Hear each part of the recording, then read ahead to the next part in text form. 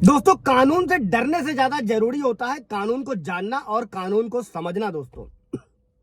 और आज हम लोग भारतीय नागरिक सुरक्षा संहिता की धारा 260 दोस्तों किसी भी अभियुक्त को गलत आरोपों से बचाने और मुआवजा देने के लिए एक महत्वपूर्ण प्रावधान नए कानून में किया गया है दोस्तों। और यह सुनिश्चित करता है कि जो अभियुक्त है और शिकायतकर्ता दोनों के ही अधिकार सुरक्षित रहे दोस्तों, और न्यायिक प्रक्रिया जो चल रही है उसमें प्रत्येक पक्ष के साथ उचित व्यवहार हो दोस्तों।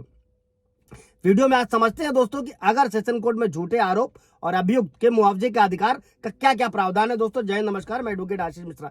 लाइक कर दीजिएगा, शेयर कर दीजिएगा, सब्सक्राइब कर दीजिएगा ताकि इन्फॉर्मेशन और लोगों को मिल सके। अगर किसी भी तरीके का किसी पर झूठा आरोप लगाया गया, झूठा मुकदमा दर्ज कराया गया है तो आखिरकार ट्रायल चलता कैसे है दोस्तों। शुरुआत करते हैं भारतीय नागरिक सुरक्षा संहिता की धारा 260 का सबसेक्शन 1। अगर दोस्तों सेशन कोर्ट द्वारा किसी अपराध का संज्ञान लेती है तो मुकदमा वारंट केस के रूप में चलेगा। वारंट केस गंभीर मामले होते हैं जिनमें अधिक गहराई से जांच की जरूरत होती है दोस्तों। यहां मुकदमे की जो प्रक्रिया होती है वो मजिस्ट्रेट कोर्ट में पुलिस रिपोर्ट के बिना शुरू हुए मामलों के समान होती है दोस्तों, यानी कि गवाहों और सबूतों पर ज्यादा जोर होगा। फॉर एग्जाम्पल देकर समझाते हैं कि मान लीजिए किसी व्यक्ति ने सीधे कोर्ट में मारपीट का आरोप लगाया और कोर्ट ने संज्ञान लिया, तो इस प्रक्रिया में जो गवाहों की पूरी तरीके से जांच की जाएगी जैसे मजिस्ट्रेट कोर्ट ने वारंट केस के दौरान होता है। साथ ही जिसके खिलाफ अपराध हुआ यानी शिकायतकर्ता, उसे अभियोजन के गवाह के रूप में बुलाया जाएगा जब तक कि सेशन कोर्ट विशेष कारणों से ऐसा न करने का आदेश न दे दोस्तों। सबसेक्शन 2 क्या कहता है दोस्तों, इसमें 260 में इस धारा में ट्रायल को कैमरा ट्रायल यानी कि निजी प्रक्रिया रखने का विकल्प भी दिया गया। अगर किसी पक्ष द्वारा यह अनुरोध किया जाता है, रिक्वेस्ट करी जाती है और अगर कोर्ट उचित समझता है तो ये जो प्रावधान है, ये जो जानकारियां हैं उनको गोपनीय बनाए रखने के लिए किया गया दोस्तों। फॉर एग्जाम्पल गंभीर अपराधों वाले मामलों में या व्यक्तिगत और संवेदनशील मामलों में निजी ट्रायल से जो भी संबंधित व्यक्ति होंगे उनकी गरिमा और उनकी गोपनीयता की रक्षा होती है।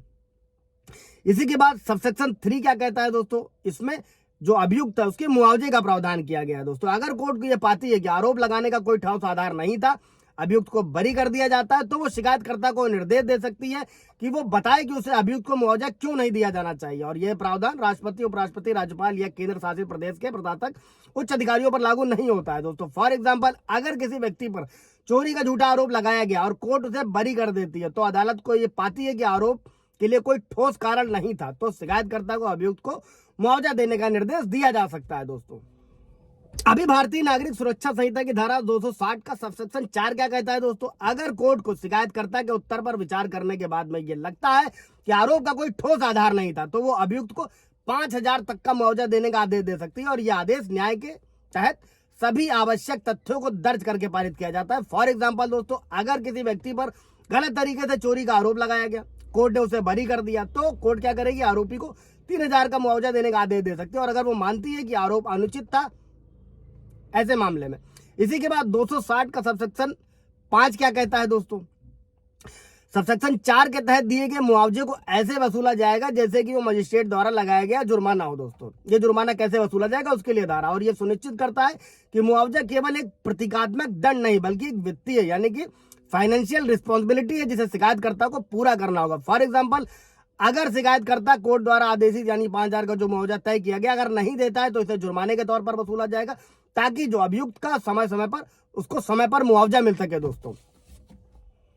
अभी सबसेक्शन 6 क्या कहता है दोस्तों, और ये साफ करता है सबसेक्शन 6 कि मुआवजा देने का जो आदेश होने के बाद भी अगर शिकायतकर्ता अन्य सिविल या आपराधिक उत्तरदायित्व से मुक्त नहीं होगा। इसका सिंपल सा अर्थ है दोस्तों कि शिकायतकर्ता पर झूठे आरोप के लिए अन्य कानूनी कार्रवाई जैसे मानहानि का दावा यह भी किया जा सकता है। अगर किसी भी तरीके से आप पर कोई भी झूठे आरोप लगाए गए हैं, झूठे मुकदमे दायर किए गए, तो इन सभी धाराओं का इस्तेमाल आप अपने लिए कर सकते हैं।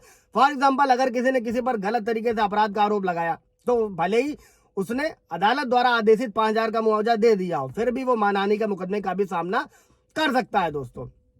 सबसेक्शन 7 क्या कहता है दोस्तों, अगर शिकायतकर्ता को मुआवजा देने का आदेश दिया गया है तो वो इस आदेश के खिलाफ हाईकोर्ट में अपील कर सकता है। फॉर एग्जाम्पल अगर शिकायतकर्ता को लगता है कि मुआवजे का जो आदेश है वो अनुचित है या ज्यादा है, इसके बाद वो हाईकोर्ट में अपील कर सकता है और जो इस पर अंतिम निर्णय लेगा दोस्तों। सबसेक्शन 8 क्या कहता है दोस्तों, अगर शिकायतकर्ता अपील करता है तो भुगतान तभी किया जाएगा जब अपील का निर्णय अंतिम होगा दोस्तों। फॉर एग्जाम्पल अगर कोर्ट ने शिकायतकर्ता को 3,000 का मुआवजा देने का आदेश दिया तो अभियुक्त उसे तभी प्राप्त कर सकेगा जब शिकायतकर्ता अपील न करे या फिर हाईकोर्ट द्वारा मुआवजे का जो आदेश है उसको बरकरार रखा जाएगा। दोस्तों ये है भारतीय नागरिक सुरक्षा संहिता की धारा 60 के 7 सबसेक्शन है दोस्तों, जिसमें पूरी व्यवस्था की गई झूठे आरोपों के खिलाफ और मुआवजा लेने के अधिकार के लिए। कोई सवाल जवाब होगा तो पूछ लीजिएगा कमेंट में। Thank you.